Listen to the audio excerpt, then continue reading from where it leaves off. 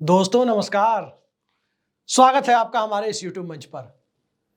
दोस्तों, शैलजा विवाद जिस ढंग से उठाने की कोशिश हुई, वो विवाद दरअसल था या उसके पीछे एक पूरी स्क्रिप्ट थी, आज इसका खुलासा करने जा रहे हैं।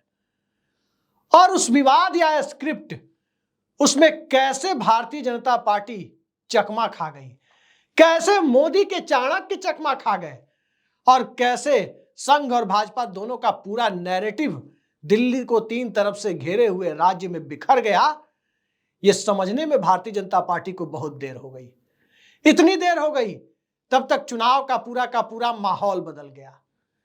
हरियाणा का इलेक्शन एक अलग दिशा में चला गया और जिस ढंग से भारतीय जनता पार्टी ने हमेशा आपदा में अवसर ढूंढने की कोशिश की, दरअसल राजनीतिक रूप से आपदा में अवसर ढूंढने की कोशिश हरियाणा में कहीं भारी तो नहीं पड़ने जा रही है।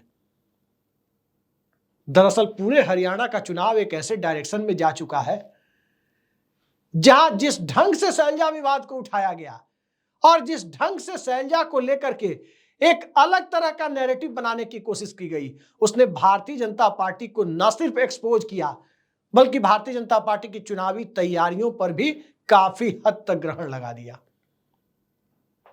हरियाणा में सभी जानते हैं चुनाव चल रहा है और उस चुनाव में मुख्य मुकाबला भारतीय जनता पार्टी बनाम कांग्रेस है।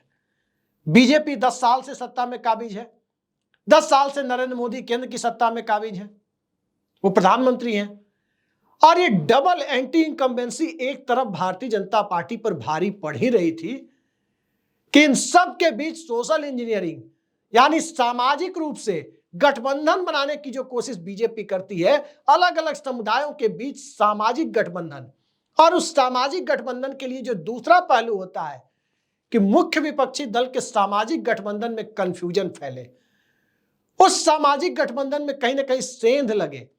दरअसल वो शैलजा विवाद के माध्यम से कोशिश उसी तरह की थी, लेकिन उन कोशिशों पर एक झटके में कांग्रेस पार्टी की प्लानिंग जब खुल करके अंदर खाने चर्चाओं के रूप में सामने आने लगी, तब तक बीजेपी के हाथ से काफी हद तक पासा निकल चुका था। हरियाणा में बीजेपी कैसे जीती थी पिछला चुनाव, चाहे 2014 हो या 2019 हो। दरअसल हरियाणा में BJP Jat versus non Jat की एक बाइनरी क्रिएट करने की कोशिश की गई, एक सामाजिक विभाजन पैदा करने की कोशिश की गई, और उसका फायदा भारतीय जनता पार्टी को मिला। भूपेंद्र सिंह हुड्डा 10 साल से मुख्यमंत्री थे और कहा जा रहा था कि कथित रूप से जाटों का डोमिनेंस हावी हो गया है, सत्ता पर जाटों का प्रभुत्व हो गया है। और एक तरफ चुनावी हिंदुत्व और जो कोशिशें दूसरे राज्यों में होती है, जैसे महाराष्ट्र में मराठाओं को दरकिनार कर तमाम नॉन मराठा हिंदू समुदाय को इकट्ठा करने की कोशिश में देवेंद्र फडणवीस को सत्ता तक पहुंचाने की कवायद जो 2014 में हुई। उत्तर प्रदेश में यादव समुदाय और उसके सामने दूसरे समुदायों को, दूसरे ओबीसी समुदायों को एक तरफ इकट्ठा करना। बिहार में भी कमोबेश यही कोशिश, और यही कोशिश हरियाणा में हुई। मतलब जहां मुसलमान है वहां मुसलमानों के सामने बाकियों को इकट्ठा करो, और जहां मुसलमानों के अलावा कोई डोमिनेंट कम्युनिटी है, कोई प्रभुत्वशाली समाज है, उसके सामने दूसरों को इकट्ठा करो। इसी राजनीति का विस्तार हरियाणा में देते हुए भारतीय जनता पार्टी ने अपने लिए एक बुनियाद बनाई थी, और उस बुनियाद को कांग्रेस पार्टी भेद नहीं पा रही थी। 2019 में वो भेदने के करीब पहुंच गई थी, लेकिन तब जाट वोटों में ही विभाजन हो गया, क्योंकि जनतांत्रिक जनता पार्टी के रूप में दुष्यंत चौटाला की पार्टी, यानी पूर्व उप प्रधानमंत्री चौधरी देवीलाल के परपोते की पार्टी, कांग्रेस पार्टी के जाट वोट बैंक में अच्छी खासी संख्या में सेंध लगा रही थी, तभी वो दहाई की संख्या तक सीटें जीतकर पहुंची भी थी। और भारतीय जनता पार्टी को बहुमत नहीं मिलने की सूरत में वही पार्टी बीजेपी के लिए सत्ता की स्टेपनी बनने चली गई।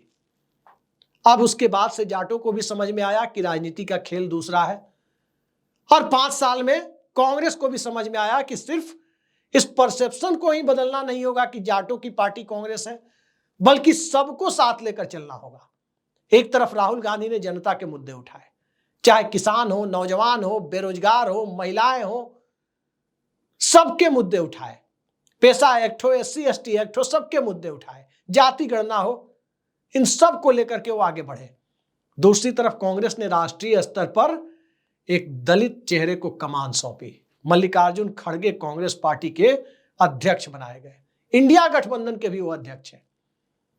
तो एक तरफ दिल्ली में कोशिश, दूसरी तरफ हरियाणा में भी कोशिश।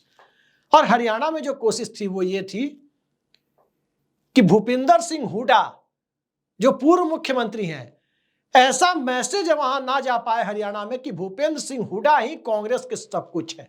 क्योंकि यह मैसेज यदि जाएगा तो एक बार फिर जाट वर्सेस नॉन जाट करने की कोशिशों को कामयाबी मिल सकती है, या इसी कोशिशें परवान चढ़ाने की कोशिश हो सकती है।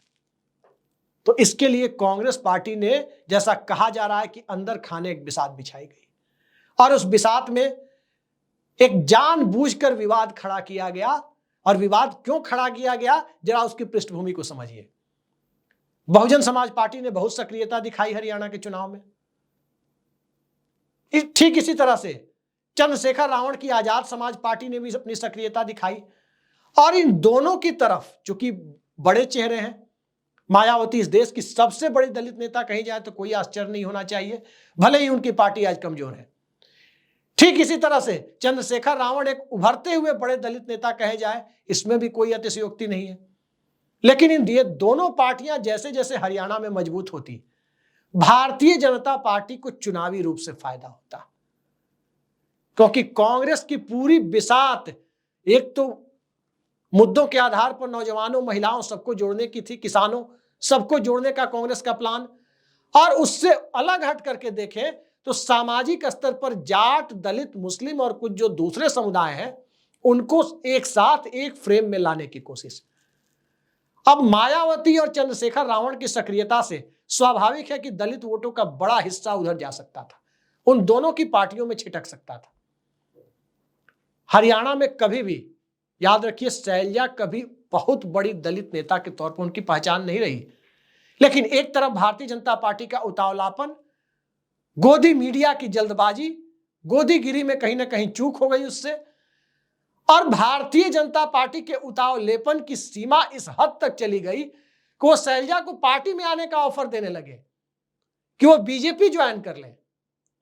अब इन सारी परिस्थितियों ने शैलजा को हरियाणा में दलितों का लोकल पोस्टर बॉय जैसी हैसियत उनकी बना दी कि वो सबसे बड़ी दलित नेता के तौर पर, हरियाणा के अंदर सबसे बड़ी स्थानीय दलित नेता के तौर पर इस चुनाव में स्थापित हो गई। फिर वहां पर मायावती और चंद्रशेखर रावण का असर जो होने की संभावना थी, वो लगभग खत्म सा होता दिखा है। और यही वो थ्योरी जन्म लेती है कि इस पूरे विवाद को, इस पूरे नैरेटिव को बहुत ही स्ट्रक्चर्ड तरीके से, सुनियोजित तरीके से कांग्रेस पार्टी ने आगे बढ़ाया, जिसमें नरेंद्र मोदी के तमाम चाणक्य और बीजेपी आरएसएस की तमाम सोशल इंजीनियरिंग सब एक साथ धाराशायी होती दिख रही है। दरअसल शैलजा पहले चुप हो गई, उसके बाद बीजेपी के लोगों ने हल्ला करना शुरू किया, गोदी मीडिया ने भी हल्ला करना शुरू किया कि हुड्डा के कथित वर्चस्व के, भूपिंदर सिंह हुड्डा के कथित वर्चस्व की वजह से शैलजा इस चुनाव प्रचार से थोड़ी अलग थलग है। जब वे विवाद तूल पकड़ता दिखा तो शैलजा अचानक मंच पर आ गई, उन्होंने भी कुछ बोल दिया जिससे यह लगा कि उनके एक दो लोगों को टिकट नहीं मिला है, तो इस वजह से उनकी नाराजगी है। अब यह विवाद थोड़ा और आगे बढ़ा। जब ये विवाद आगे बढ़ा तो भारतीय जनता पार्टी की तरफ से ऑफर दे दिया गया कि शैलजा चाहे तो बीजेपी ज्वाइन कर सकती हैं। और इस पूरे ऑफर ने और इस पूरे खेल ने शैलजा को दलितों के बीच हीरो बना दिया। अब इससे आगे बढ़कर देखने की कोशिश करें तो पूर्व मुख्यमंत्री भजन लाल के बेटे चंद्रमोहन, जो पंचकुला सीट से कांग्रेस प्रत्याशी हैं, उन्होंने शैलजा को भावी मुख्यमंत्री बना दिया, भावी मुख्यमंत्री बता दिया, और कांग्रेस पार्टी के अंदर उनकी उपेक्षा नहीं होगी, ऐसी बातें उन्होंने कही। एक साथ कई मैसेज कन्वे हुए कि मुख्यमंत्री की होड़ में, सीएम बनने की होड़ में सिर्फ भूपिंदर सिंह हुड्डा ही नहीं, शैलजा भी है। दलितों को भी लगा कि कांग्रेस की सरकार बनने पर हरियाणा को पहला दलित चीफ मिनिस्टर देखने को मिल सकता है। और जब यह मामला आगे बढ़ा तो अंतिम हिमालयन ब्लंडर जिसे कहते हैं वो प्रधानमंत्री नरेंद्र मोदी कर गए।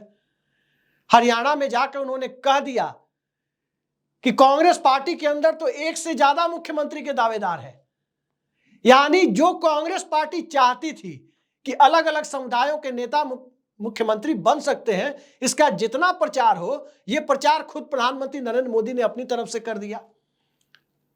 कांग्रेस की रणनीति को अपनी तरफ से सफल बनाने में चाहे अनचाहे अपनी गलती से ही सही उन्होंने अपना योगदान दे दिया।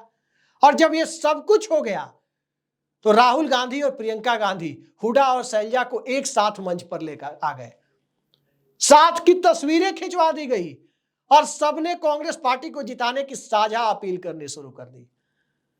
और उसके बाद जो माहौल बदला है, अब तो बीजेपी अपने गढ़ यानी जीटी रोड में भी फेल होती हुई दिख रही है।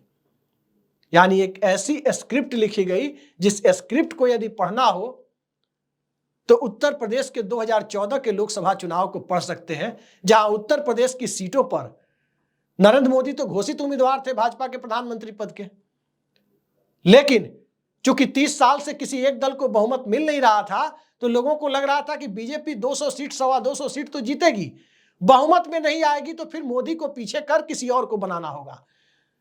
तो ओबीसी को यह मैसेज दिया जा रहा था कि नरेंद्र मोदी प्रधानमंत्री बनेंगे, चूंकि वो घोषित उम्मीदवार हैं। अंदर खाने ठाकुरों को मैसेज दिया जा रहा था कि भाजपा के उस वक्त के अध्यक्ष राजनाथ सिंह प्रधानमंत्री बनेंगे, क्योंकि इतनी सीटें तो आएंगी नहीं कि नरेंद्र मोदी को, और नरेंद्र मोदी को कोई समर्थन देगा नहीं, क्योंकि नरेंद्र मोदी की छवि गुजरात वाले मामले से 2002 के बाद से एक अलग तरह की है। ब्राह्मणों को यह संदेश दिया जा रहा था कि कानपुर से मुरली मनोहर जोशी चुनाव लड़ रहे हैं, नंबर उनका है प्रधानमंत्री बनने का। और ठाकुर और ब्राह्मण ये कल्पना कर रहे थे यूपी में कि हां बात तो सही है, 30 साल से किसी को बहुमत नहीं मिला तो मोदी को बहुमत कहां से मिलेगा। ओबीसी तो नाम घोषित ही हो चुका था मोदी का, तो वो उनके साथ थे। और नतीजा ये हुआ कि सभी समुदाय, इन सभी समुदायों का समर्थन भारतीय जनता पार्टी के पक्ष में आया और 80 में 73 सीटें भाजपा जीत के ले गई। सेम यही चीज, बिल्कुल इसी तरह का नैरेटिव हरियाणा में कांग्रेस पार्टी ने भाजपा की गलतियों, भाजपा के उतावलेपन और गोदी मीडिया की गोदीगिरी में हड़बड़ी, इन तीनों की वजह से एक साथ सेट कर लिया। और जितनी मेहनत करके कांग्रेस इस नैरेटिव को सेट नहीं कर सकती थी, दरअसल इसे बीजेपी के उतावलेपन की वजह से उसने खुद ब खुद सेट करवा लिया। और यही आज हरियाणा में कांग्रेस की सबसे बड़ी ताकत है।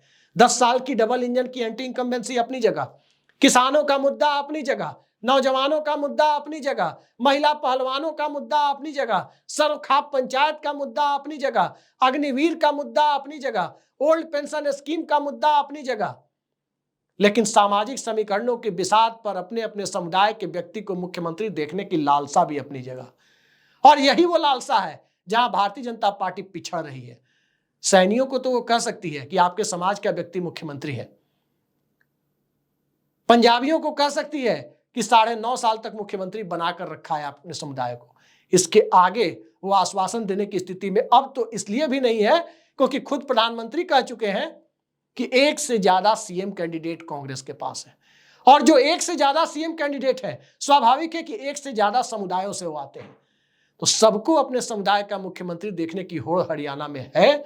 और इस होड़ के बीच, इस स्वस्थ प्रतियोगिता के बीच भारतीय जनता पार्टी राजनीतिक तौर पर हरियाणा में अस्वस्थ होती हुई दिख रही है। यह है भारतीय जनता पार्टी के लिए हरियाणा में हिमालयन ब्लंडर, जो बिना सोचे समझे शैलजा विवाद को और ज्यादा बढ़ाकर कांग्रेस पार्टी को फायदा पहुंचाने वाला चाहे अनचाहे काम कर दिया। अब फायदा मिलेगा नहीं मिलेगा, या 2-3 दिन में माहौल पूरी तरह से उलट जाएगा, ये तो 5 तारीख की वोटिंग और 8 तारीख के नतीजे में पता चलेगा। लेकिन आज के दिन जो स्थिति है, जाट और दलित, अल्पसंख्यक और कुछ दूसरे समुदायों के लोग भी इस मानसिकता के साथ वोटिंग करते हुए दिख रहे हैं कि सत्ता में परिवर्तन होना चाहिए। बदलाव लोकतंत्र का एक बुनियादी और अघोषित नियम है जिसका पालन होना चाहिए। और इसे पालन करवाने के लिए शैलजा विवाद ने अपनी तरफ से एक बड़ा योगदान दिया है। और कहीं ना कहीं मोदी के चाणक्य इसमें गच्चा खा गए। आमतौर पर मोदी के चाणक्य गच्चा नहीं खाते हैं, लेकिन 2015 में बिहार में खा गए थे, जब नीतीश कुमार के डीएनए पर खुद मोदी ने सवाल उठा दिया था। मोहन भागवत ने आरक्षण विवाद पर बोल दिया था, आरक्षण की समीक्षा की बात कर दी थी। उसी तरह का विवाद शैलजा विवाद साबित हुआ और अंततः ये कांग्रेस पार्टी के लिए ब्लेसिंग इन डिस्गाइज, जो अंग्रेजी में फॉर्मूला कहते हैं, जो अंग्रेजी में कहते हैं वो कहावत, कि किसी तरह से अच्छी चीजें हो जाना चाहे अनचाहे। तो कांग्रेस ने स्क्रिप्ट लिखी, गोदी मीडिया ने उस स्क्रिप्ट को आगे बढ़ाया, ये सोचकर बढ़ाया कि अंतर कलह को दिखाने से भाजपा को फायदा होगा। भारतीय जनता पार्टी बिना सोचे समझे इस विवाद में कूद गई, ट्रैप हो गई, और जब वो ट्रैप हो गई तो कांग्रेस पार्टी ने स्कोर कर दिया। और आज राहुल गांधी ने तो यह भी कह दिया कि कांग्रेस के शेर आपस में कई बार लड़ते हैं, लेकिन हमने सभी शेरों को एक साथ बिठा लिया है। तो सबको समझ में आ गया कि शेरों को साथ बिठाने के पहले शेरों को लड़ते हुए दिखाना ये एक बुनियादी नियम है, क्योंकि शेरों को लड़ते हुए देखने के लिए ही आप YouTube पर जाकर वाइल्ड लाइफ की वीडियोस देखते हैं। एक साथ बैठकर गप्पे मारने के लिए नहीं देखते हैं, लेकिन पहले लड़ते हुए दिखाने की कोशिश और अब साथ बिठा करके नैरेटिव सेट करने में लगभग कामयाब कोशिश। आगे आगे देखिए होता क्या है, लेकिन फिलहाल गच्चा तो दे ही दिया है। आज के लिए इतना ही, नमस्कार।